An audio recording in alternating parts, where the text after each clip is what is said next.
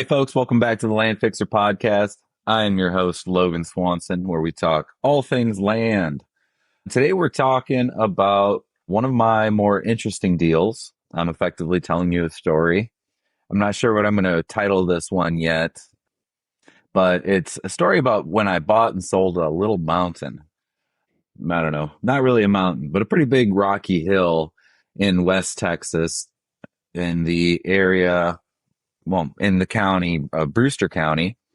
This is an area that is much loved. It's beloved by all of the native Texans here.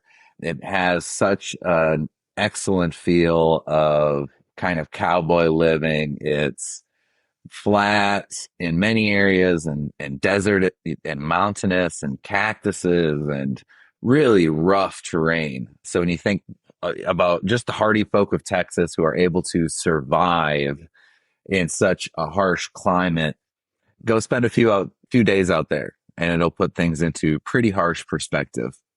So when I started my flipping career, we did a lot of what's called desert squares. So these are, 5, 10, 20 acre parcels in the middle of nowhere. We did some in Nevada. We did some in another county called Culberson County. We did a lot of flips in Culberson County. And then we kind of slid over to Brewster County. And Brewster County is enormous in terms of the amount of land there and tiny in terms of population density. There's really, I think, maybe two notable towns in the entire county. One is Alpine and one is Terlingua. And near Terlingua, south of Alpine, there's this huge area called Terlingua Ranch. And these are, thousands and thousands of desert squares, 5, 10, 15, 20, 40, 80, 160, just any size acreage you can think. And they were subdivided in the 60s, if I recall. And all they did was cut the land and run very rough dirt roads. They established an HOA whose sole responsibility is to maintain these roads. And all they really do is just run probably a skid or a dozer over them once every few years. They wash out regularly. Again, really tough terrain.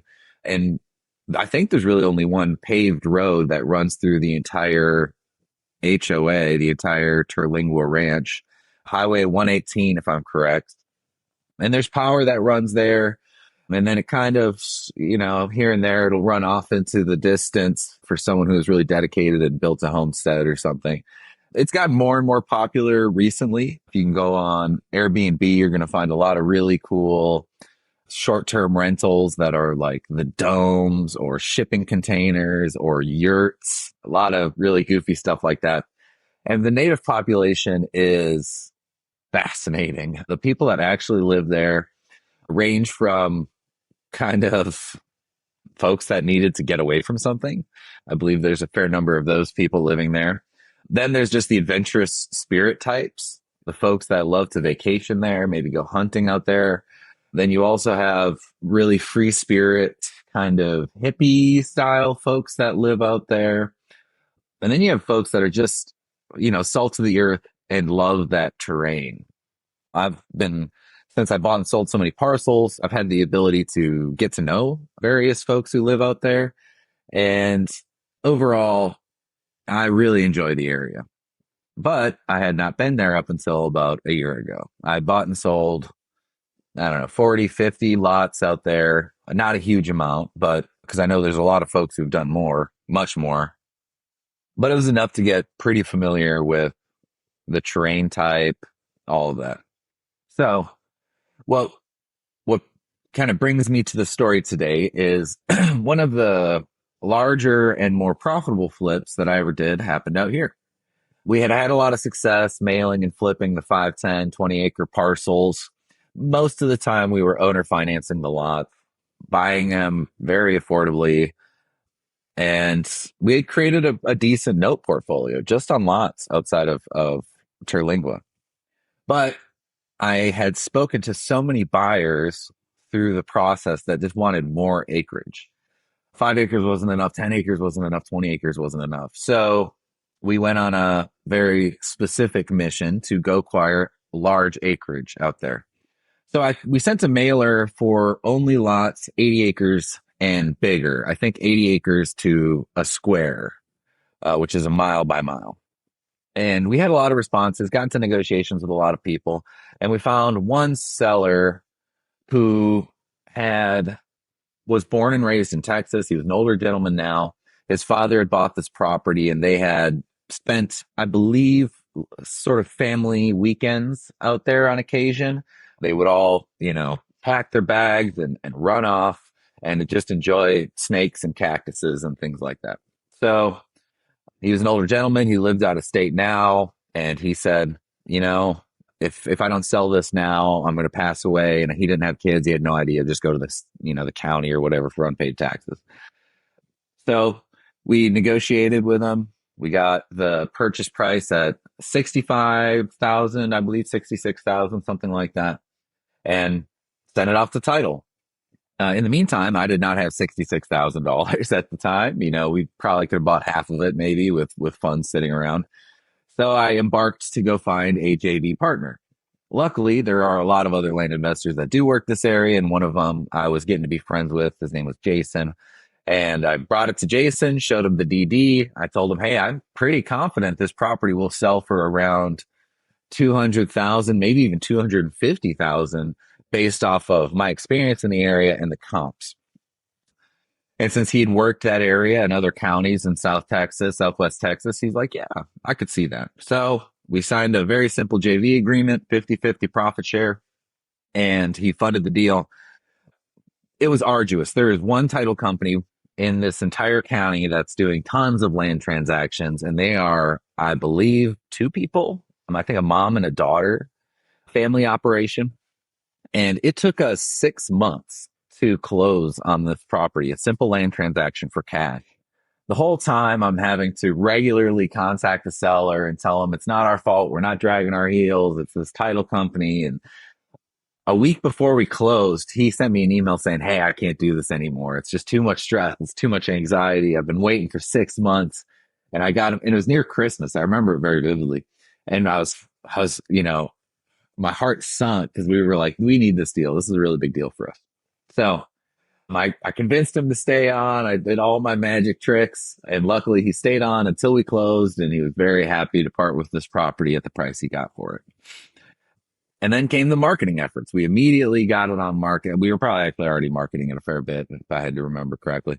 And we ordered the drone footage. We discussed getting a survey preemptively because the grid lines on the maps out there can be pretty far off. And I think within 3 months we had a buyer. He got it under contract for 190,000 or 185,000, something like that, with 3 weeks to close. And he dragged his heels, kind of lost communication with him near closing. And then sure enough, he backed out. Shucks, he went on his way. Got back to marketing all over the place, all the websites I could get it on, Facebook Marketplace, anything I could think of, and found another buyer. This time a little less. I think it was 180,000, but still not a bad lick. And same situation. He kind of dragged his heels for 4 weeks saying he was getting the funding or he had to sell this property in order to get the money. Didn't happen. Got to the finish line. He said, hey, I can't do it. And at this point, I think we were like maybe even 10, 11 months into our JV deal with Jason after we bought the property, and it was to expire at a year. So Jason was going to take it back and all of my efforts would have been lost. Well, maybe not. He probably would have extended this for us. He's a good guy, but the potential was there. And I had a call with him and he said, I think you need to redouble your marketing efforts. Maybe let's go get some fresh footage. The drone footage we got from this other guy really didn't exhibit the property correctly. Let's get the survey done. And I think we should post signs, for sale signs out there. And it was at a time in my life where I could really have used a bit of me time. So he had a couple other properties he needed drone footage of.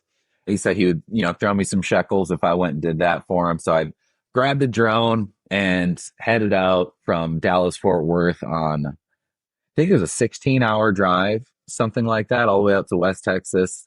And I have a map here. I'll show you. Brewster County's right here on the map. It's inverted for you.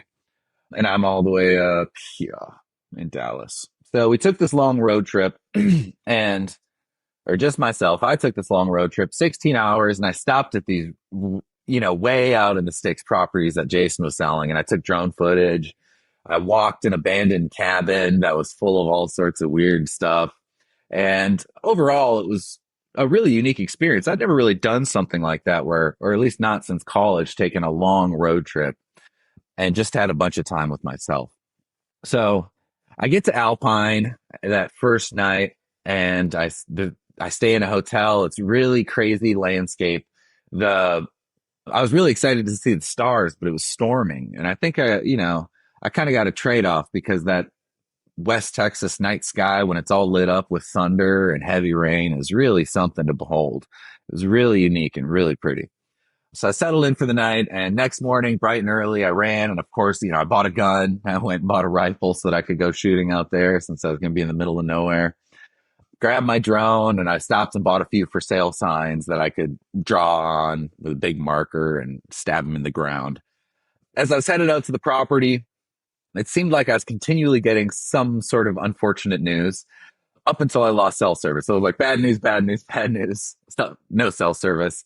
Get to the property, and you have to go on these dirt roads that are very poorly maintained out there. And I almost got stuck in probably a foot of mud. I don't know. I just didn't see it. Everything seemed dry and pretty hard, and everything was going fine until I was spinning my wheels and going sideways in this mud. I mean, I did get stuck, but I managed to rock and probably almost burned up my engine trying to get out of there. But I did manage to get unstuck, continued down the road, and I found the property in it. It was a very pretty property, is a very pretty property.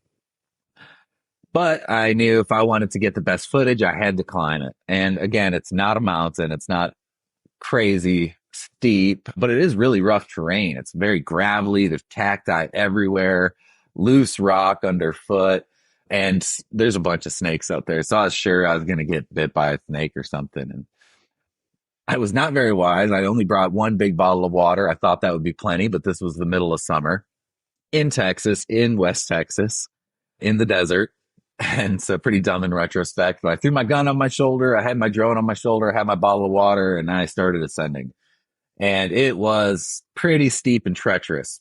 When I got to the top, I was already halfway through my water, out of breath, pouring sweat, and I got cell service again. And the cell service, right when I got it, I was supposed to be meeting a surveyor out there. He called, said he was done with the survey.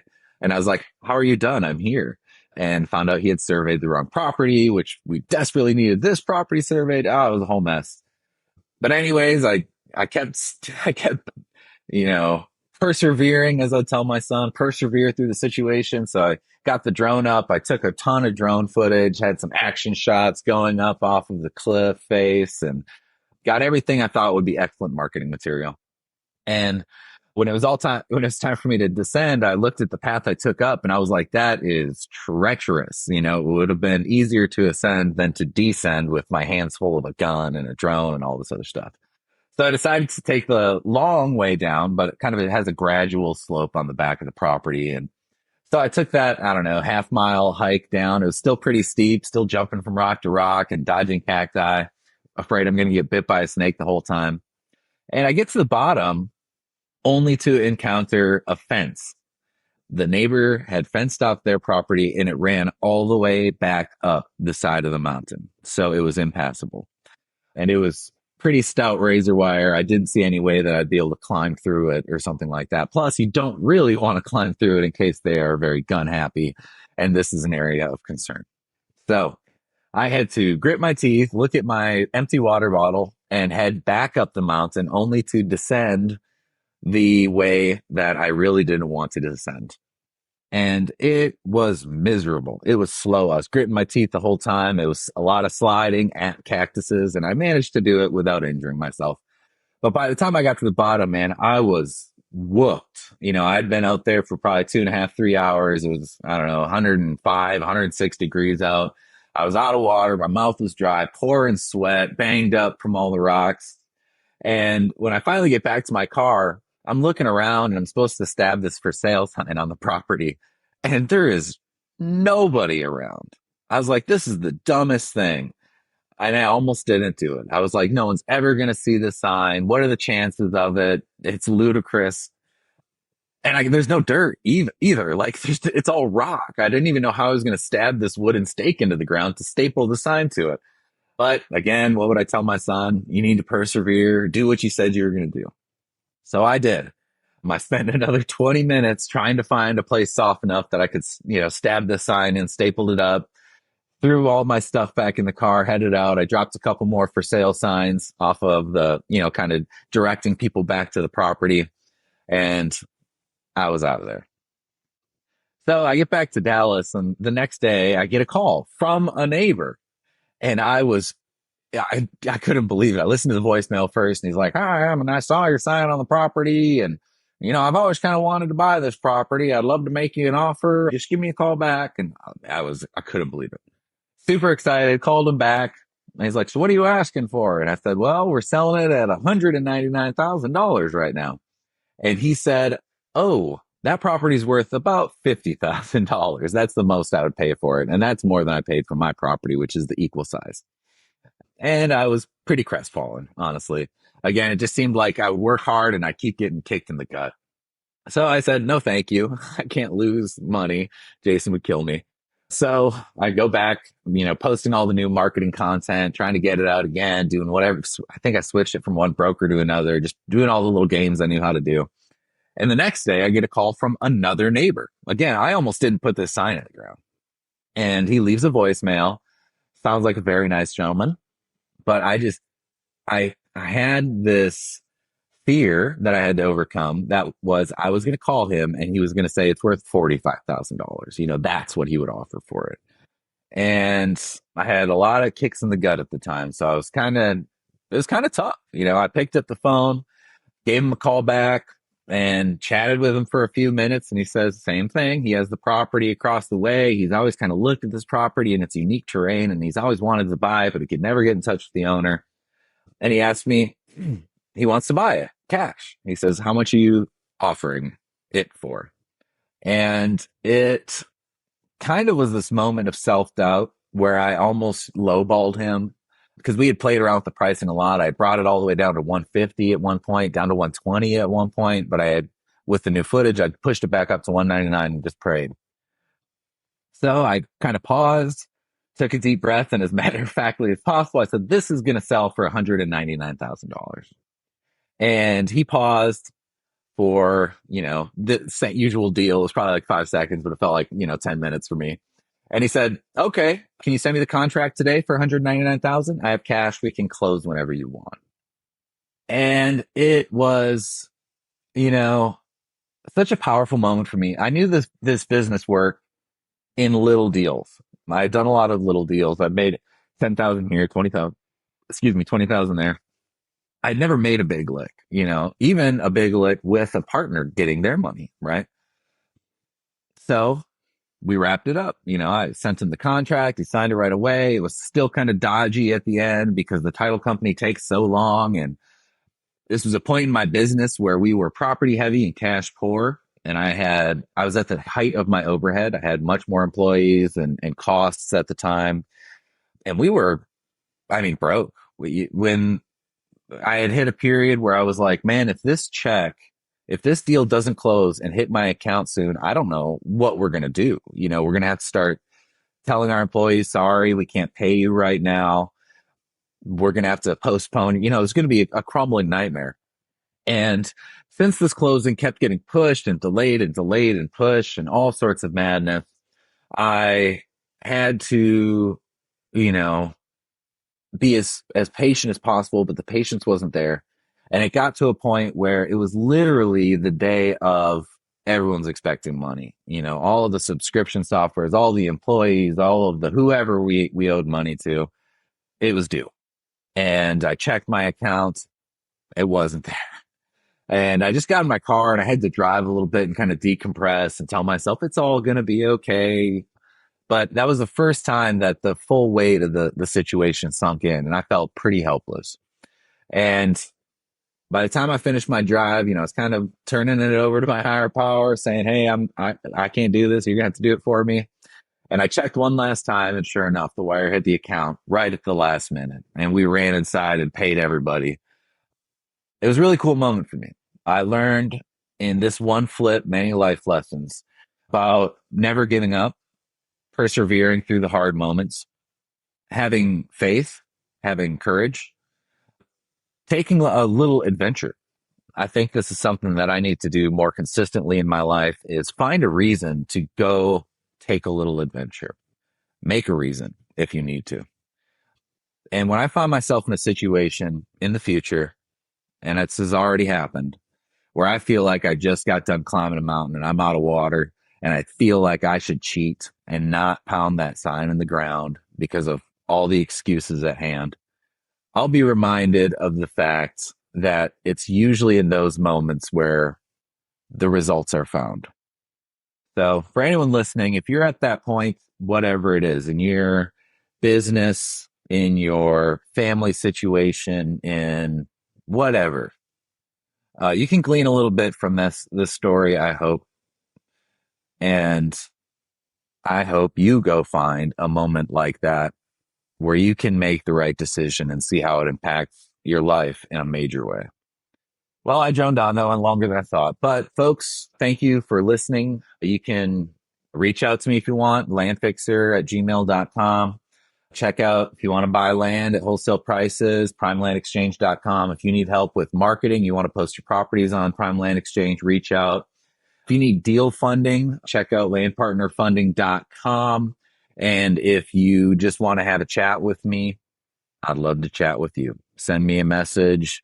You can find me on Facebook, all over the place. But the landfixer@gmail.com is the quickest way to get a hold of me. Thanks. Love y'all. Peace.